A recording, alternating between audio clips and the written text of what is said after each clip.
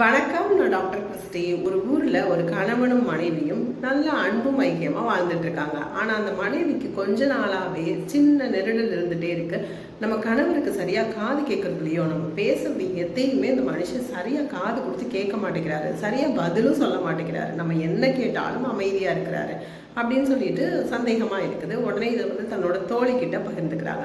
அப்போ அந்த தோழி எனக்கு தெரிஞ்சு நான் ஒரு ஃப்ரெண்டு கிட்ட நான் உங்ககிட்ட கேட்க சொல்றேன் அப்படின்னு சொல்லிட்டு அந்த மருத்துவரை அறிமுகப்படுத்துறாங்க. அந்த மருத்துவர்கிட்ட இவர், மேம், நான் நட்பு விஷயமா தான் கேட்குறேன், என் கணவருக்கு காது கேட்கலன்னு சொல்லிட்டு டைரெக்டாக போய் நான் சொல்லி ட்ரீட்மெண்ட் கொடுத்து அவங்கள கஷ்டப்படுத்த விரும்பலை. நான் என்ன பண்ணுறது, என் கணவருக்கு காது கேட்கல அப்படிங்கிறத, அதோட தீவிரத்தை நான் எப்படி தெரிஞ்சுக்கிறது அப்படின்னு கேட்டிருக்காங்க. உடனே அந்த டாக்டர் சொன்னாங்களா, மேடம், நீங்கள் வீட்டுக்கு வெளியில் இருந்துட்டு ஏதாவது சத்தமாக சொல்லி பாருங்கள், அதுக்கப்புறம் வீட்டு வாசலில் இருந்து சொல்லி பாருங்கள், அப்புறம் ஒவ்வொரு ரூம்லையாக இருந்து சொல்லி பாருங்கள், அவர் எப்போ ரெஸ்பாண்ட் பண்ணுறாருன்னு பார்த்துட்டு நீங்கள் என்கிட்ட சொல்லுங்கள், அந்த காது கேளாமையோட தீவிரத்தை வச்சு நம்ம மருந்து கொடுத்துக்கலாம் அப்படிங்கிற மாதிரி அவங்க சொல்லியிருக்காங்க. ஓகேன்னு சொல்லிட்டு இவங்க வீட்டு வாசலில் நின்றுட்டு, எப்பா நீங்கள் ஸ்கூல் ஃபீஸ் கட்டினீங்களா இல்லையா அப்படின்னு சத்தமாக கேட்குறாங்க. எந்த பதிலும் வரல.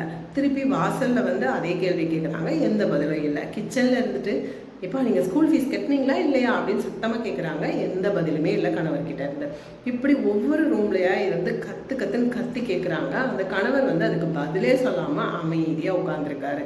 கொஞ்ச நேரம் கழிச்சு இந்த அம்மா இந்த ஆளுக்கு 2 ஸ்பீக்கரும் போச்சு போல, சுத்தமாக காது கேட்கல, நான் ஏதோ கூட கொஞ்சமாக காது கேட்காம போயிருக்கோன்னு பார்த்தா இப்படி சுத்தமாக செவிட்டு ஜடமாக இருக்கிறாரு அப்படின்னு சொல்லிட்டு கிட்ட போய் நின்று சத்தமாக, ஏப்பா நீங்கள் ஸ்கூல் ஃபீஸ் கட்டினீங்களா இல்லையா, எவ்வளோ நேரம் கத்திக்கிட்டு இருக்கேன் அப்படின்னு சொல்லிட்டு. உடனே அந்த கணவர் ஏண்டி உனக்கு அறிவு இருக்கா, நானும் எவ்வளோ நேரமாக கட்டிட்டேன்னு கத்திக்கிட்டு இருக்கேன், நான் என்ன எத்தனை தடவை சொன்னாலும் திருப்பி கட்டிட்டியான்னு கேட்ட கேள்வியை கேட்டுட்டு இருக்கேன் அப்படின்னு சொல்லிட்டு எரிச்சல் பட்டுட்டு வாட்ச் எடுத்த நியூஸ் பேப்பரை கீழே போட்டுட்டு எந்திரிச்சு போயிட்டாராம். இதை கேட்டவுடனே அந்த மனைவிக்கு, அச்சோ, அப்போ காது நமக்கு தான் கேட்கலையா அப்படின்னு தோணுச்சான். இப்படி தான் பல நேரம் நம்ம மற்றவங்க கிட்ட இருக்கிற குறைகளை யோசிச்சு குறை நம்மக்கிட்ட தான் இருக்குன்னு தெரியாமலே வாழ்ந்துட்டு இருக்கோம். அதனால நம்ம ஒரு சில பிரச்சனை யார்கிட்ட எங்கே இருக்குது, நம்மக்கிட்ட தான் பிரச்சனையா அப்படின்னு யோசிச்சோனாலே அதற்கான தீர்வு கிடைச்சிடும். கவனமாக இருங்க. Thank you so much. வணக்கம். நான் டாக்டர்